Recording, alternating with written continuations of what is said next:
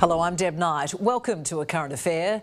The National Disability Insurance Scheme is on a very public campaign right now to reduce costs and save taxpayers' dollars.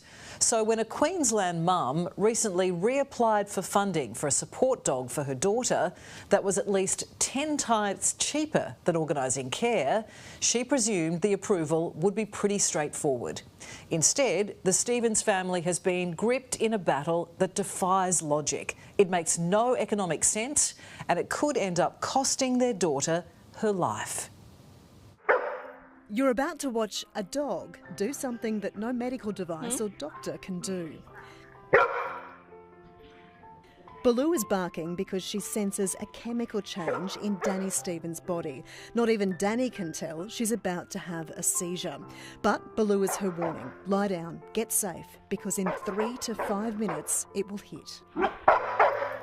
It's confronting and unbelievable because in a few moments Danny will relax, get up and get on with her day like nothing happened.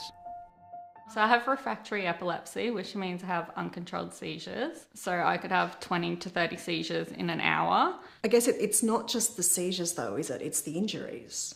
Before Baloo, I would get, dislocations, burns, torn my liver. Often, most weeks we would be at the ER.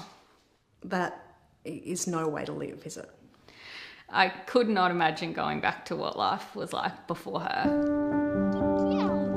It's a heartbreaking confession from a vibrant, intelligent young woman who's finally getting a chance to live thanks to the marvel of man's best friend. I got some casual work, I volunteered, I started sport again, and then just a couple of years ago I moved into my own little independent area and space. So she's just changed my life.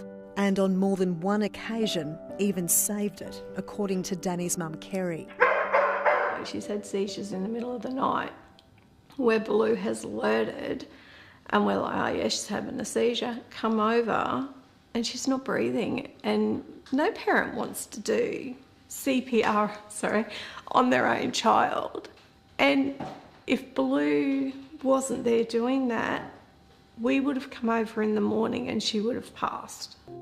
Baloo was bought for Danny before the NDIS was set up through a fundraiser. And since then, the scheme has acknowledged Baloo officially as part of Danny's care, providing around $12,000 a year for the dog's training and upkeep. But now that she's 10, Baloo must retire.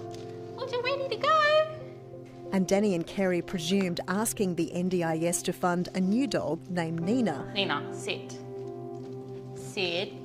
Would be seamless. Okay, so what's this file?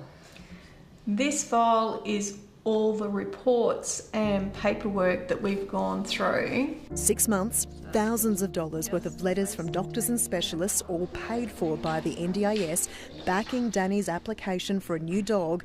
But it's an informal, humble family diary that the NDIS have seized on. We've kept seizure diaries since 2011, so since Danny had her first seizure, they're all documented. And when we had given information to NDIS, it was just to prove that yes, the dog alerts. These are when she has alerted, what type of seizure it was. Based on the diaries, Baloo has a 98% success rate alerting Danny before her seizures. It's a record so incredible, Baloo's won many awards, beating military and police canines to win Australian Dog of the Year. But that wasn't good enough for the NDIS. It wants to replace him with a person, telling the family its own records are not enough to prove the seizure alert dog's success rate. 98's pretty good. And a person, a support worker, isn't going to be able to tell me at all before I'm going to have a seizure. Kerry says the carer option, providing adequate watch overnight and during the day for Danny, would cost taxpayers around $500,000 a year. A new support dog is a one-off payment of just under $50,000. Well, we're hoping that NDIS will come to their senses and fund the cheaper, more beneficial option that is going to give Danny better quality of life, rather than to throw money at us that we can't use. It just doesn't make sense, does it? Yes, it's just like if you're replacing a a wheelchair. It's worn out, needs replacing. It's the same as an assistance dog. You know, she's come to retirement, she needs replacing. She's already recognised as a support, but it hasn't been the case. When a current affair questioned the National Disability Insurance Agency, it claimed all medical evidence is considered and funding for the animal wasn't rejected over its success rate because no such tool is used by the agency. For now, Danny is being loaned her new dog. Nina is still learning the basics. But remarkably can still alert to an impending seizure, just like Baloo. The family is fundraising to pay for Nina, but they're hoping the NDIS will provide the support it was set up to do. I've lost friends that it's not just from the seizures, it's from the injuries, as we were talking before, like the falls and they get brain bleeds, or they've had a seizure at night time and no one's known. And I do think if they had a dog, there's a high chance they still could have been here. And that's what scares me, is that if Baloo isn't replaced, that could be me.